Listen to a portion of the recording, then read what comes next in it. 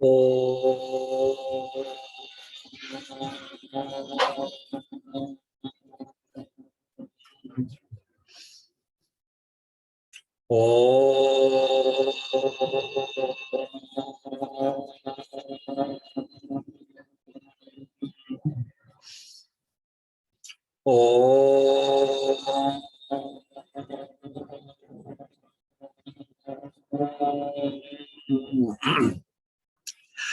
सच्चिदानंद रूपाय विश्वोत्पत्त्यादिहेतवे तापत्रय विनाशाय श्रीकृष्णाय वयं नुमः।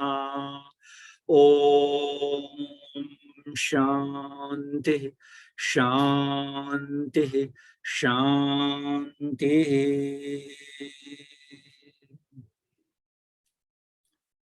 हम सब आज परम पवित्र श्रीमद् भगवद गीता जी में गीता जी के तृतीय अध्याय के श्लोक संख्या 26 से विचार प्रारंभ करेंगे। इसके पूर्व परम पूज्य भगवान श्री कृष्ण जी वीर अर्जुन को उपदेश दे रहे हैं, बता रहे हैं कि हे अर्जुन, चिकीर्षुर्लोक संग्रहम, तत्वज्ञानी को लोकहित के लिए, संसार हित के लिए कर्मों का आचरण करना चाहिए। आगे परम आराध्यवर प्रभुवर जी वीर अर्जुन को बता रहे हैं, न बुद्धि भेदम जनयेत अज्ञानाम कर्म संगिनाम जोषयेत सर्वकर्माणि विद्वान युक्तः समाचरन्। न बुद्धि भेदम जनयेत अज्ञानाम कर्म संगिनाम। जो अज्ञानाम संसार भाव में जीने वाले लोग हैं, अज्ञानी लोग हैं, जिन्हें आत्मा और परमात्मा के स्वरूप का ज्ञान नहीं है, और कैसे अज्ञानाम कर्म संगिनाम, और जो परिवार घर आदि के पालन पोषण के लिए कर्मों में आसक्त हैं, लगे हुए हैं, उन्हें न बुद्धि भेदम जनयेत। प्रभुवर जी कह रहे हैं कि उनके बुद्धि में भेद, उनके बुद्धि में भ्रम उत्पन्न नहीं करना चाहिए। न बुद्धि भेदम जनयेत, उन्हें अपने कर्मों से विचलित नहीं करना चाहिए। हम संसार में अनुभव कर सकते हैं, एक शिशु है अथवा बालक है, दोनों स्थितियों के उदाहरणों को हम देख लें। यदि जब एक शिशु चलने को तत्पर होता है तो चलता है, गिरता है, फिर उठेगा, उसे प्रोत्साहित किया जाता है, फिर उठेगा, फिर उसको हम चलने के लिए उत्साहित करते हैं, चलता है। ऐसे गिरते उठते चलते कुछ समय बाद वह चलने में समर्थ हो जाता है। यदि उस शिशु को उसके मस्तिष्क में यह बात बैठा दी जाए कि अरे तुम चलोगे ना तो गिर जाओगे, चोट लग जाएगी, तो वह शिशु कभी चल ही नहीं पाएगा। यह सामान्य उदाहरण है। कोई भी व्यक्ति जब अपने कर्म पथ में बढ़ रहे हैं और उनके कर्म पथ में बढ़ते हुए को उनकी बुद्धि को विचलित कर दिया जाए, अरे तुम चले गए पढ़ने के लिए, लोग पढ़ते पढ़ते न जाने कितने लोग पढ़ करके बेरोजगार बैठे हैं, क्या पढ़ रहे हो, ऐसा यदि विचलित कर दिया जाए तो एक विद्यार्थी पढ़ नहीं पाएगा। एक किसान को विचलित कर दिया जाए, क्या खेती कर रहे हो, धान का रोपण कर रहे हो, अभी बारिश आएगी और ये बाढ़ आएगी आएगी और सब दह जाएगा, नष्ट हो जाएगा, तो वह कभी खेती करेगा ही नहीं, धान का रोपण नहीं कर सकता है। यह एक बहुत बड़ा संदेश है प्रभु जी का, वीर अर्जुन को निमित्त बना करके हम सब के लिए, संपूर्ण मानव के लिए। न बुद्धि भेदम जनये अज्ञानाम कर्म संगिनाम, भले ही कर्मों में आसक्त हो, आत्मा परमात्मा के तत्व को न समझ पा रहे हो, नहीं जानते हो, फिर भी उन कर्मों में लगे हुए, आसक्त हुए जनों को, लोगों को विचलित नहीं करना चाहिए। अज्ञान न बुद्धि भेदम जनये अज्ञानाम कर्म संगिनाम, अज्ञानाम कर्म संगिनाम। अब यहां देखिए, कर्मों में आसक्त, यहां जो कर्मों में आसक्ति का तात्पर्य है, परम पूज्य भगवान श्री कृष्ण जी का, वह सकाम कर्मों से है, निषिद्ध कर्मों का यहाँ तात्पर्य नहीं है। हमें निषिद्ध कर्मों में जो लगे हुए हैं उन व्यक्तियों के प्रति प्रभु जी कह रहे हैं यह बात नहीं समझनी चाहिए, अपितु फल की इच्छा से जो लगे हुए हैं, परिवार के सगे संबंधियों के भरण पोषण के लिए, इस भाव से हमें इस कर्म संगिनाम, इस पद का अर्थ करना चाहिए। न बुद्धि भेदम जनये अज्ञानाम कर्म संगिनाम। तो प्रथम उपदेश है प्रभु जी का कि उनकी बुद्धि को विचलित न करे। संभव है कि आसक्ति पूर्वक कर्म करते करते परम आराध्यवर भगवान श्री कृष्ण जी की हेतु की कृपा से और तत्स्वरूप भूत पूजनीय सदगुरुदेव जी के उपदेशों से सकाम कर्म करते करते निष्काम कर्म में भी उनकी प्रवृत्ति हो जाए, ऐसा हो सकता है। इसलिए उन्हें उनकी बुद्धि को भ्रमित करना, विचलित करना यह उचित नहीं है। न बुद्धि भेदम जनयेत अज्ञानाम कर्म संगिनाम, अपितु ज्ञानी जन को, जिन्होंने आत्मा और परमात्मा के तत्व को जाना है, समझा है, उन्हें क्या करना चाहिए? जोषयेत् सर्वकर्माणि विद्वान युक्तः समाचरन्। जो ज्ञानी हैं, जिन्होंने आत्म तत्व का अनुभव किया है, उन्हें विद्वान युक्तः समाचरन् जोषयेत् सर्वकर्माणि, संपूर्ण कर्मों को अच्छी तरह से करते हुए, जो अज्ञानी हैं, जो परिवार के भरण पोषण में ही बिल्कुल लगे हुए हैं, उन्हें कर्म करने के लिए प्रेरित करना चाहिए। जोशयेत, उन्हें प्रोत्साहित करना चाहिए।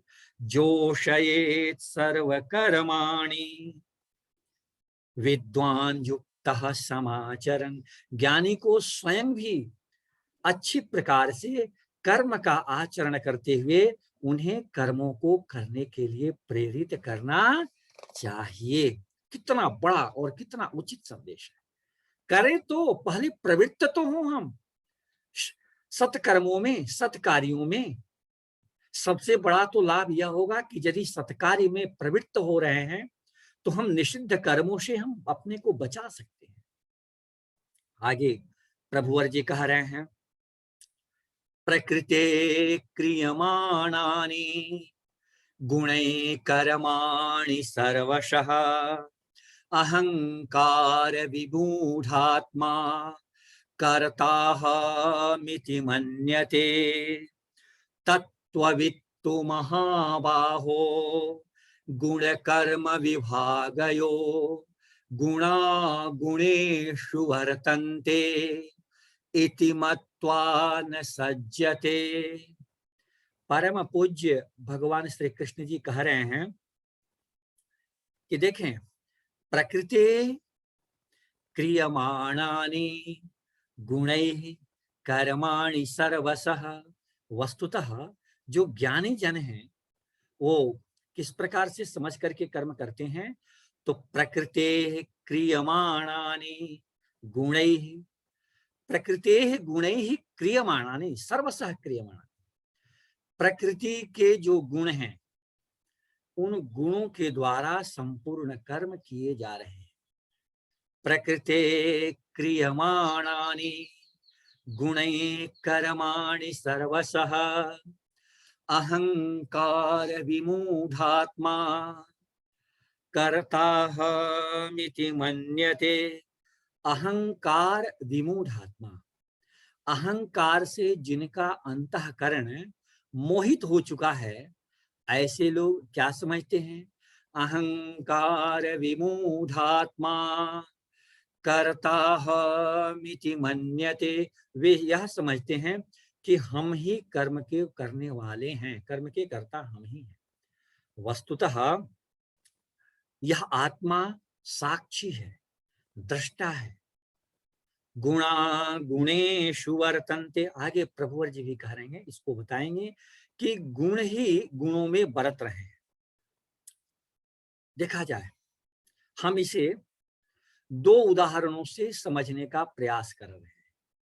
प्रकृते क्रियमाणानि, एक छत है, हमारे आपके घर में एक छत है, और छत जब बनता है तो छत का कोई भाग थोड़ा ऊंचा हो जाता है और छत का कोई भाग थोड़ा सा नीचा हो जाता है, जिसे हमारे भोजपुरी हिंदी भाषा में कह रहे हैं कि इधर खाल है, थोड़ा दबा हुआ है, ऐसा कहते हैं।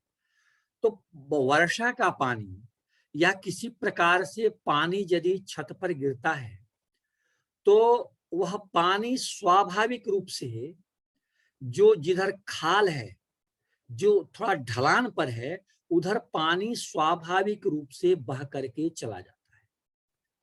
अब छत, मान लिया जाए कि छत तो जड़ है, लेकिन थोड़ा देर के लिए समझ लें, छत को यदि अभिमान हो कि मैं पानी को बहा ले जा रहा हूं, तो यह अभिमान उचित नहीं है। वो छत की जो प्रकृति है, उस प्रकृति के अनुसार वह जल स्वयं ही प्रवाहित होकर चला जा रहा है।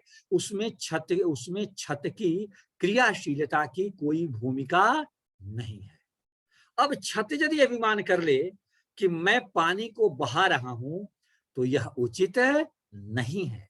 ठीक ऐसे ही प्रकृते क्रियमाणानि गुणैः कर्माणि सर्वशः, संपूर्ण जो कर्म हैं वो प्रकृति के गुणों के द्वारा ही संपादित हो रहे हैं। एक बड़े ही प्रख्यात संत जी हुए हैं, तो एक दूसरा उदाहरण भी इसको लेकर के हम समझने का प्रयास करते हैं। जैसे मान लें, आजकल के समय में अच्छी अच्छी गाड़ियां हैं। पुराने समय में बैलगाड़ी का प्रयोग होता था। एक पिताजी के प्रति परम भक्ति रखने वाले पुत्र पुण्य भूमि वृंदावन जी तीर्थ यात्रा कराने के लिए ले जा रहे हैं। अब तीर्थ यात्रा कर, बैलगाड़ी थी, पहले बैलगाड़ी चलती थी, बारात आदि भी बैलगाड़ी से लोग जाते थे। अब सुबह घर से चले, कुछ जलपान वगैरह करके, धूप बड़ी तेज थी और भूख भी लग गई, तो अपने माँ पिताजी को लेकर के जा रहे हैं। एक बरगद का वृक्ष था, उस बरगद के वृक्ष के नीचे गाड़ी को खड़ा कर दिए, बैलों को खोल दिए और आटा का लीटी बनाए। वो लीटी और गोईठी लेकर के गए थे। अब जब वो बैलगाड़ी गाड़ी को जब खोले थे ना, बैलों को अलग किए थे, तो एक कुत्ता आए और उस गाड़ी के नीचे बैठ गया। उस कुत्ते को लगा कि शायद मुझे भी कुछ खाना मिलेगा। अब जो उनके पुत्र थे, जो वृंदावन जी दर्शन कराने ले जा रहे थे, वो लिट्टी बनाए आटे का और उन्होंने उस कुत्ते को भी खिलाया। अपने खाए, कुछ देर आराम किए, 5-7 घंटे, और फिर गाड़ी को हाँके। अब जब आराम कर रहे थे तो कुत्ता भी उस गाड़ी के नीचे दोनों पहियों के बीच में बैठ करके और आराम कर रहा था। बैलगाड़ी जब चलने लगी तो कुत्ता भी बैलगाड़ी के बीच में वो छाये में चलने लगा। अब कुत्ता भी उससे बैलगाड़ी के छाये में चल रहा है। कुछ समय बाद कुत्ते को अभिमान हो गया, अहंकार हो गया कि इस गाड़ी को मैं ही खींच रहा हूं। गाड़ी को खींच रहे हैं बैल, गाड़ी चल रही है, और कुत्ते को अभिमान हो गया कि गाड़ी को मैं खींच रहा हूं। गुणा गुणेषु वर्तन्ते, गुण गुणों में बरत रहे हैं, लेकिन अहंकार विमूढ़ात्मा कर्ताहमिति मन्यते। अहंकार से जिनका अंतःकरण मोहित हो चुका है, उन्हें क्या अभिमान हो जाता है? कर्ताहम, मैं ही कर्म करने वाला।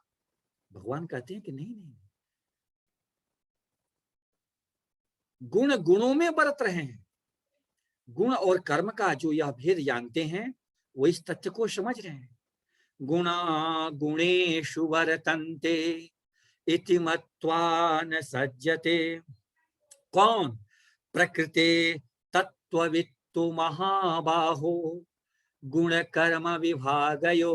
प्रभुवर जी कह रहे हैं कि हे महाबाहो, हे वीर अर्जुन, तत्त्ववित्तु, ऐसे तत्ववेत्ता अर्थात परमात्म तत्व को जानने वाले, अनुभव करने वाले तत्ववित्तु गुण कर्म विभागयो, गुण और उनके कर्मों के भेद को जानने वाले, उन्हें पता है। तत्ववित्तु महाबाहो गुण कर्म विभागयो गुणा गुणेषु वर्तन्ते इति मत्वा न सज्जते। गुण गुणों में बरत रहे हैं, ऐसा मान करके वे आसक्त नहीं होते। ज्ञानी जन इस भाव से कर्म कर रहे हैं कि गुण अपने गुणों में बरत रहे हैं। तो आगे प्रभुवर जी कह रहे हैं, प्रकृतेर गुण सम्मूढ़ा सज्जन्ते गुण कर्मसु तान कृत्स्नविदो मंदा कृत्स्नविन्न विचालयेत। प्रकृतेर गुण सम्मूढ़ा, इस प्रकार प्रकृति के गुणों से जो मोहित हुए हैं, जिनका अंतःकरण प्रकृति के गुण, सत्वगुण, सत्वगुण, रजोगुण और तमोगुण, ये प्रकृति के गुण हैं। तो प्रकृतेर गुण सम्मूढ़ा, प्रकृति के गुणों से जिनका अंतःकरण मोहित हो चुका है, प्रकृतेर गुण सम्मूढ़ा सज्जन्ते गुण कर्मसु, वे गुण और कर्म के भेद को न जान करके उनमें आसक्त रहते हैं। प्रकृतेर गुण सम्मूढ़ा सज्जन्ते गुण कर्मसु तान कृत्स्नविदो मंदान। प्रभुवर जी कह रहे हैं तान अकृत्स्नविदः मंदान। प्रभुवर जी कह रहे हैं ऐसे मंद बुद्धि। कैसे मंद बुद्धि? कि जिन्होंने परमात्म तत्व को नहीं जाना है, आत्मा परमात्मा के स्वरूप का जिन्होंने अनुभव नहीं किया है, उनके लिए पूज्यवर भगवान कृष्ण जी अकृत्स्नविदः इस शब्द का प्रयोग कर रहे हैं। तान कृत्स्नविदो मंदान, क्या कह रहे हैं? कृत्स्नविन्न विचालयेत।